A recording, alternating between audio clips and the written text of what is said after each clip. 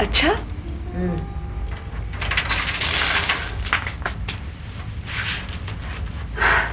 कब आ रही है? आ नहीं रही। तनवीर को छुट्टी नहीं मिल रही।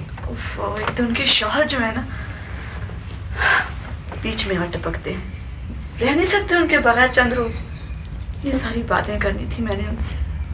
बच्चों वाली है, घर बार वाली है, सभी एक तरकीब है उसे मिलने की। शादी करा ले, फौरन आ जाएगी।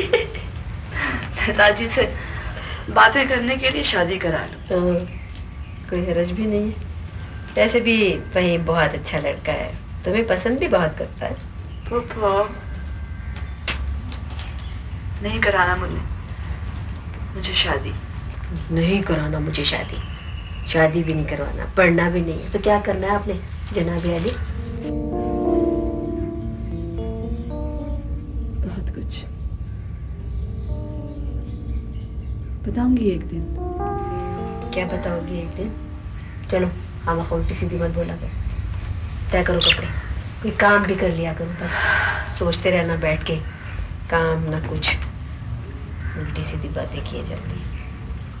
ख्वाब तो देख सकते हैं ना।